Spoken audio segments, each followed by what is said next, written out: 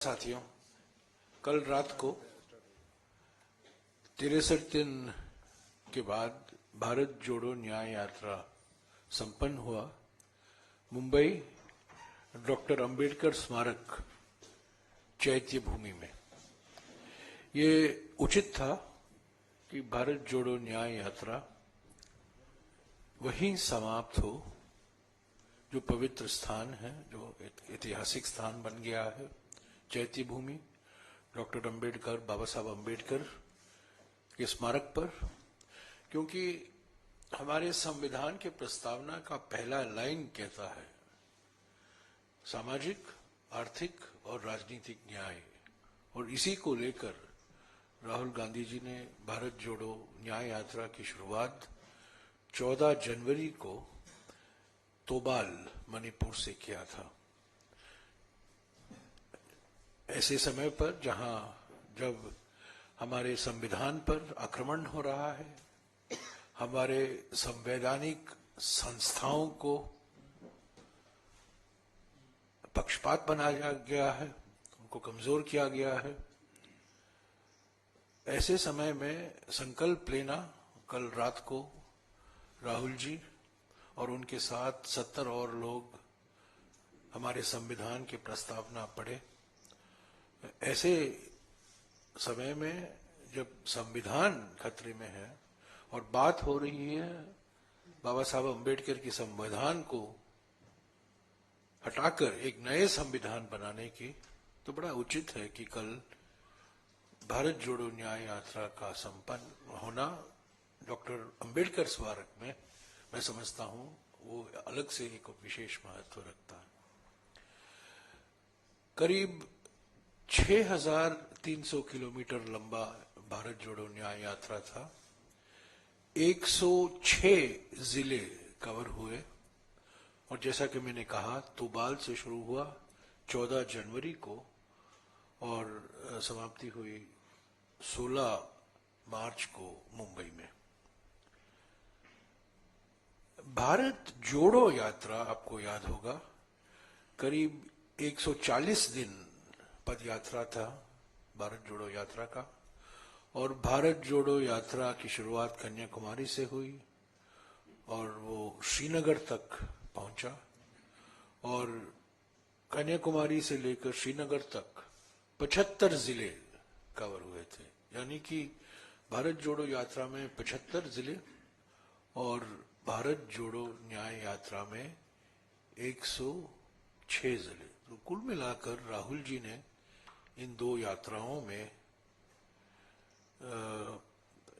106 और 75 यानी कि 181 जिले पदयात्रा किया है या बस यात्रा किया है और जनता के साथ संपर्क में आए हैं 181 जिले में पिछले 1.5 महीनों में।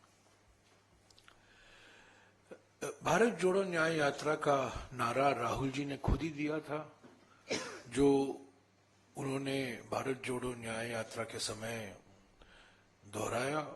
उन्होंने कहा था भारत जोड़ो यात्रा के समय कि मैं नफरत की बाजार में हम मोहब्बत की दुकान खोल रहे हैं।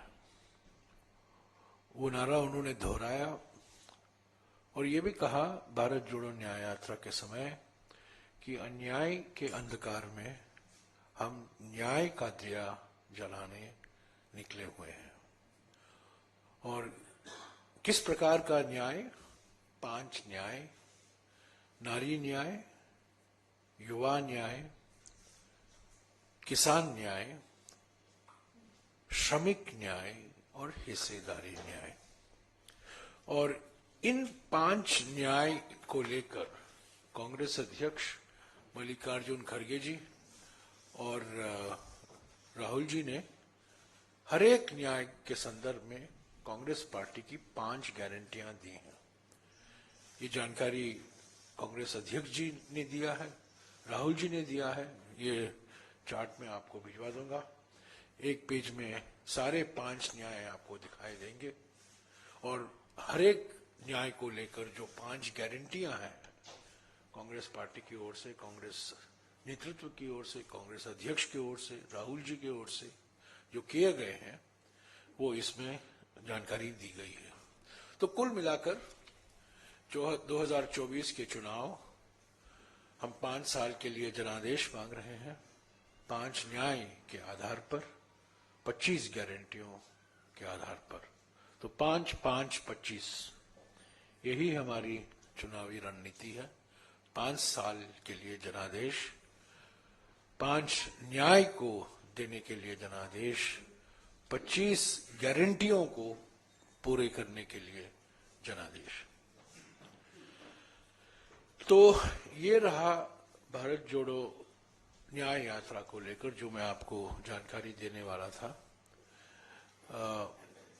और परसों हमारी मैनिफेस्टो कमेटी की वर्किंग कमेटी की बैठक होगी। उसके बाद हमारी जो घोषणा पत्र है, संकल्प पत्र है, वो हम प्रकाशित करेंगे, रिलीज करेंगे। और ये सारे गारंटियां हमारे घोषणा पत्र से ही आते हैं। दूसरा मुद्दा जो मैं उठाना चाहता हूं, आज भारत जोड़ो न्याय यात्रा संपन्न होने के बाद 3 दिन पहले राहुल जी ने एक प्रेस कॉन्फ्रेंस भी किया था ठाणे में, क्योंकि समाचार इतना सनसनीखेज था कि उनका प्रेस कॉन्फ्रेंस करना बहुत जरूरी उन्होंने समझा।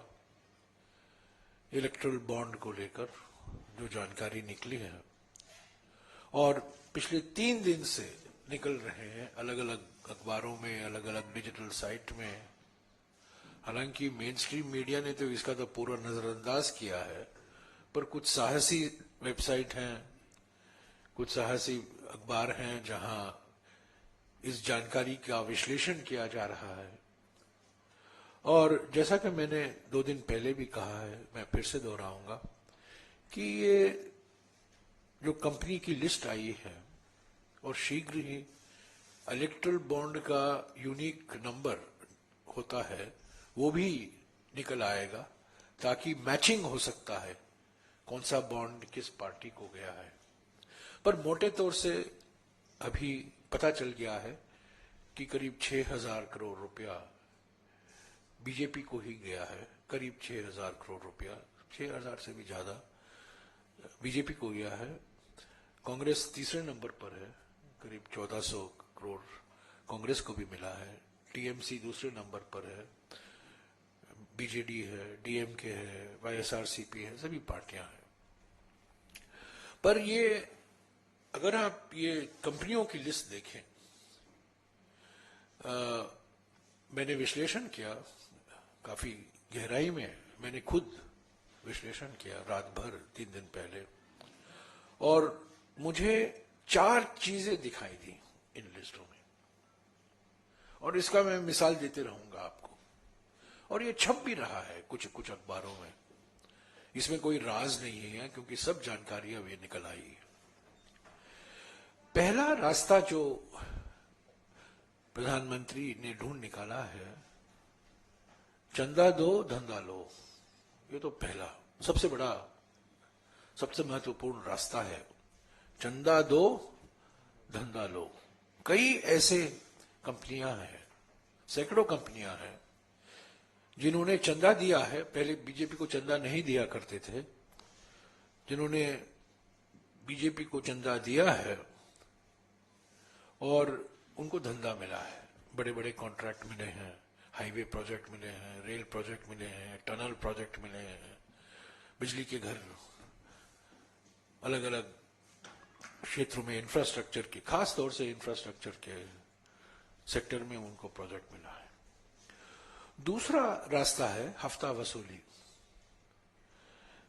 कई ऐसी कंपनियां हैं जिनके खिलाफ ईडी, सीबीआई और इनकम टैक्स छोड़ा गया है। और अगर आप देखें, इलेक्टोरल बॉन्ड तब खरीदा गया है जब ईडी, सीबीआई और इनकम टैक्स का रेड होता है इन कंपनियों पर। मिसाल के तौर से एक अखबार में छपा है, ये कोई राज नहीं है, हैदराबाद की एक कंपनी है औरोबिंदो फार्मास्यूटिकल, जिसके खिलाफ ईडी, सीबीआई, इनकम टैक्स की जांच शुरू हुई और कुछ ही दिन बाद इस कंपनी ने इलेक्टोरल बॉन्ड खरीदा। तो ये तो हफ्ता वसूली है। डराकर, धमकी देकर, ईडी, सीबीआई और इनकम टैक्स का दुरुपयोग करके चंदा लेना, मैं समझता हूं हफ्ता वसूली है और कुछ नहीं है। और ऐसे बहुत सारी यहाँ कंपनी है और इनके सब नाम निकलते आएंगे। नमस्कार, मैं हूं मानक गुप्ता। अगर आपको हमारा ये वीडियो पसंद आया हो तो इसे लाइक और शेयर जरूर करें और हां, हमें सब्सक्राइब और फॉलो करना ना भूलें ताकि आप देश और दुनिया की कोई खबर मिस ना करें। तो जुड़े रहिए हमारे साथ और देखते रहिए News 24।